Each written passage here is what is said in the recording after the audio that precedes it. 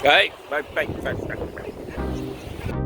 folks, it's the Brown Noser, back with one final look at Portugal. This time, DW and I made our way from Lisbon to the small city of Cascais on the western shores of the country. If you haven't seen our videos of Portugal, check them out. I'll provide a link to the first video of the series at the end of this one. We caught a train from the Cais de Sodré station using our transit pass. A train leaves every half hour and the trip takes only 40 minutes. You arrive just a few minutes walk from the heart of the city, which is right along the Atlantic. The town is very easy to walk, and you're never far from shops and restaurants.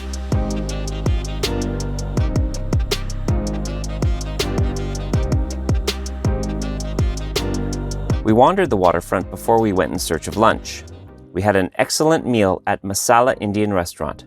I'll leave a link to it in the description below.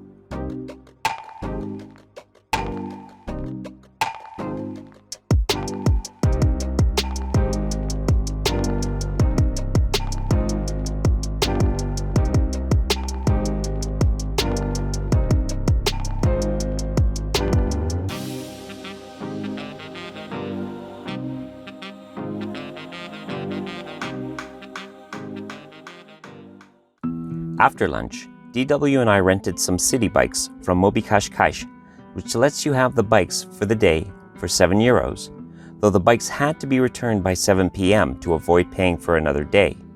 Plus, the rental kiosk closed at 7 and we'd be stuck with the bikes. They're not the greatest bikes, they're heavy and they have only 3 gears, but they're good for getting around town. Our original plan was to cycle to Cabo da Roca, the most westerly point on continental Europe. But when we realized the distance, climbing steep roads and battling an extremely forceful headwind, we decided that we'd cycle as far as we could and then lock up the bikes at a cost of an extra €1 and summon an Uber to take us the rest of the way.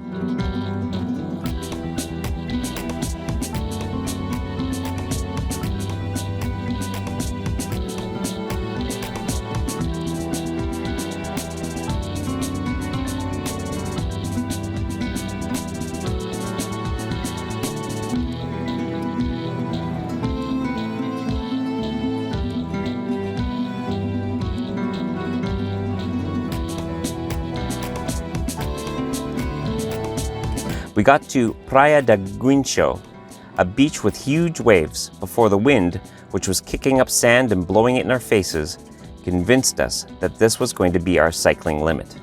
We locked up the bikes at a bus stop where there were many other bikes standing, and we waited for our ride. The €9 charge was worth it. As we exited our Uber car, we heard the lament of an emergency vehicle siren. Apparently, we had arrived as a rescue was unfolding. Someone had fallen off the cliff.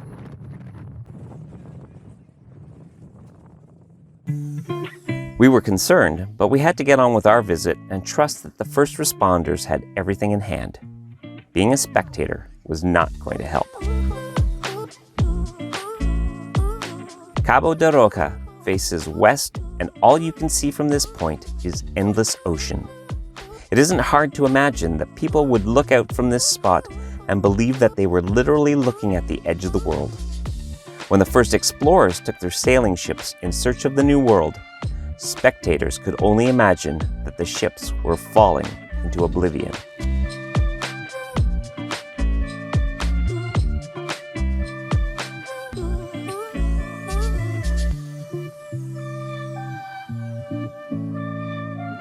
Could feel so small looking into this expanse.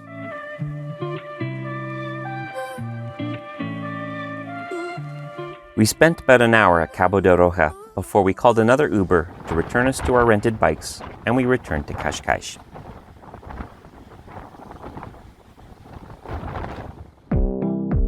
Dinner was a popular Portuguese snack, bacalhau, or cod cakes, which we got from the chain Casa Portuguesa do Pastel de Bacalhau. For €19, we had a hot, cheese-stuffed cod cake and a glass of sweet white port, served on a tray that allowed you to hold both with one hand. The port was served in a real glass with their logo, which you got to keep.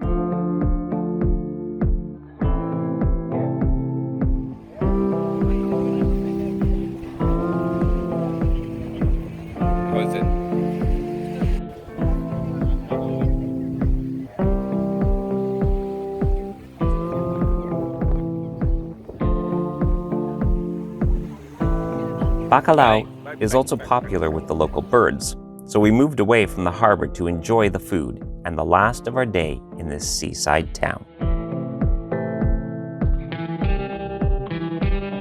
I hope you've enjoyed this video of Cascais and Cabo da Roca.